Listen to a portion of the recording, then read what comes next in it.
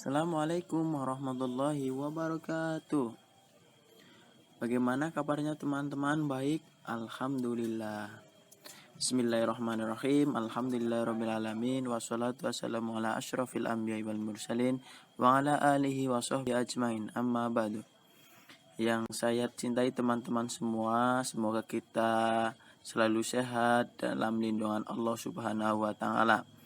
Perkenankanlah kami di sini adalah pemakalah dari mata kuliah psikologi.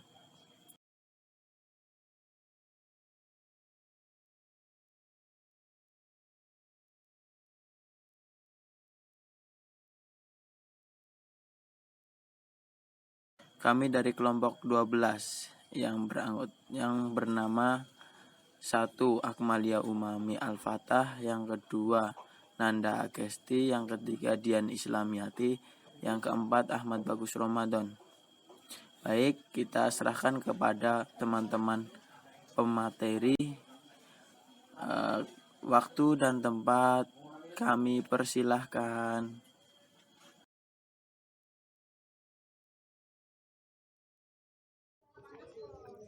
Pengertian multiple intelligence. Intelligence atau kecerdasan adalah istilah yang sulit untuk didefinisikan dan menimbulkan pemahaman yang berbeda-beda di antara para ilmuwan.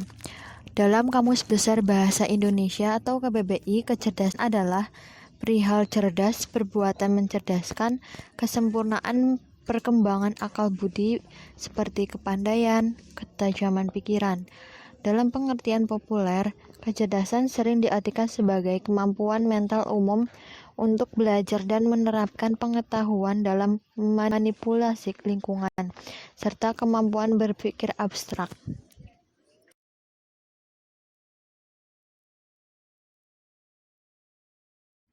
Teori multiple intelligence. Menurut teori multiple intelligence ini, manusia pada umumnya dianggap berpotensi untuk mengembangkan tiap jenis kecerdasan. Dari 9 jenis itu sampai ke tingkat yang mengagumkan.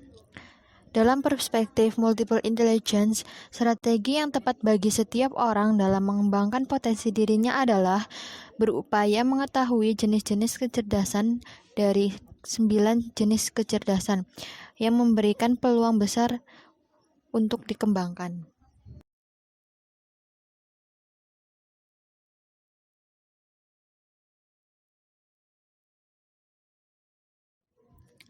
Jenis multiple intelligence, yaitu multiple intelligence berarti bermacam-macam kecerdasan.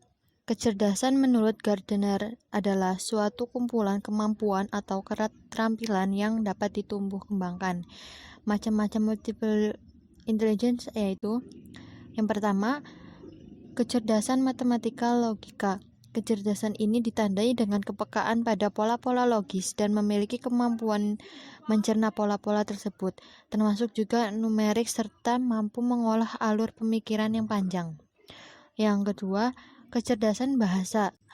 Memuat kemampuan seseorang untuk menggunakan bahasa dan kata-kata baik secara tertulis maupun lisan, dalam bentuk yang berbeda untuk mengekspresikan gagasan-gagasannya.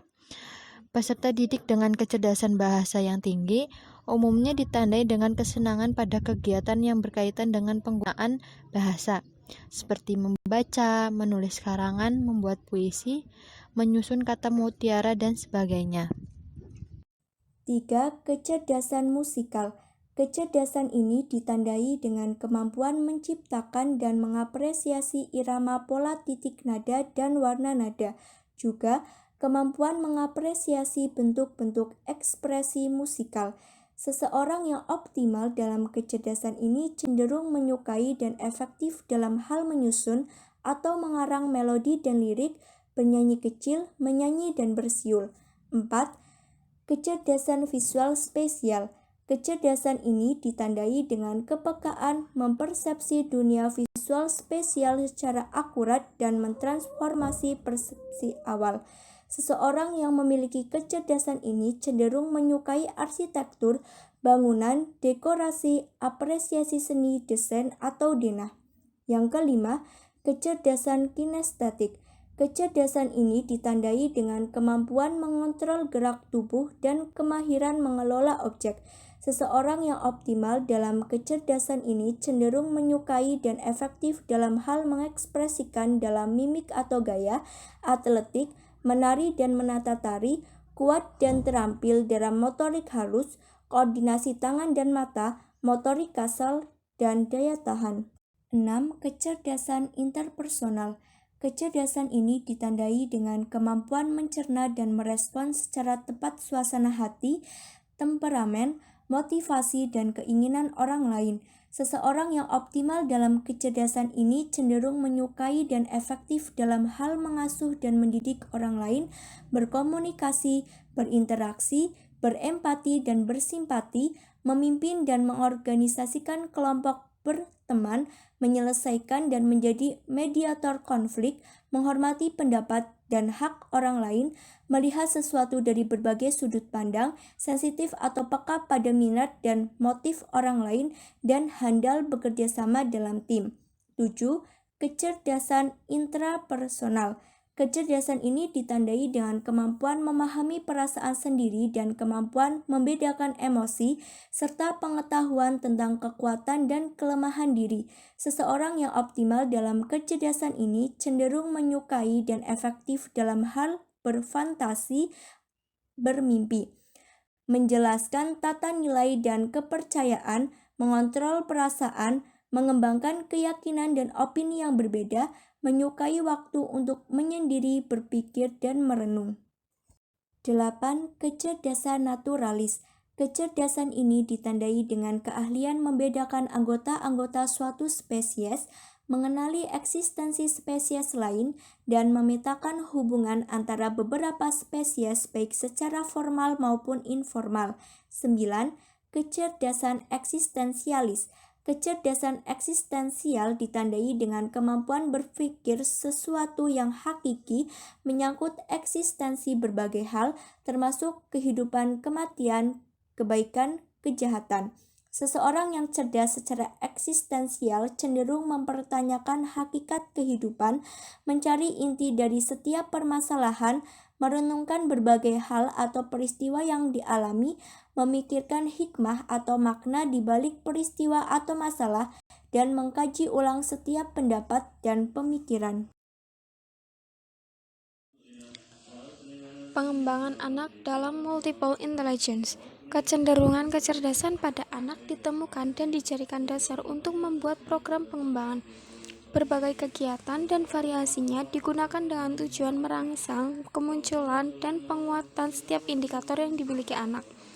Pendidikan yang berbasis kecerdasan majemuk berpeluang memberikan pengalaman hidup yang menyenangkan bagi anak dan menumbuhkan kecerdasan mereka. Selaras dengan Howard Gardner, perkembangan kecerdasan ditentukan oleh crystallizing experience atau pengalaman yang terkristal dan pengalaman melumpuhkan atau paralyzing experience. Kecerdasan majemuk tidak memiliki rangkaian strategi pengajaran yang dapat selalu bekerja secara efektif bagi anak. Setiap anak memiliki kecenderungan tertentu pada 9 kecerdasan. Suatu strategi mungkin akan berhasil pada sekelompok anak, tetapi mungkin akan gagal apabila diterapkan pada sekelompok anak yang lain. Kecerdasan majemuk mengarah pada kegiatan pengembangan anak karena strategi dalam perangsangan kecerdasan berdampak langsung pada perkembangan anak. Perkembangan anak SD atau MI. Pertama, perkembangan adalah proses seumur hidup atau development is lifelong. Perkembangan adalah proses perubahan yang berlangsung sepanjang hidup untuk dapat beradaptasi dengan situasi yang dipilih oleh seseorang atau situasi di mana seseorang berada. Setiap periode kehidupan dipengaruhi oleh apa yang terjadi sebelumnya dan akan datang. Kedua, perkembangan melibatkan situasi dan perolehan dan kehilangan atau gain and loss. Perkembangan bersifat multidimensi dan multi-arah atau development is multidimensional and multidirectional. perkembangan manusia sepanjang hidup melibatkan keseimbangan antara pertumbuhan dan kemunduran. Ketiga, pengaruh biologis dan kultur yang bersifat relatif akan terus berubah selama rentang kehidupan manusia. Proses perkembangan dipengaruhi aspek biologis dan kultur yang dimiliki manusia. Perkembangan bergantung pada sejarah dan konteks masing-masing individu, atau development depends on history and context.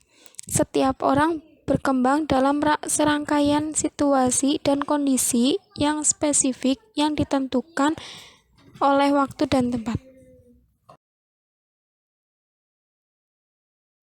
Keempat, perkembangan melibatkan perubahan alokasi sumber daya karena tidak ada seorang pun yang dapat melakukan segala hal.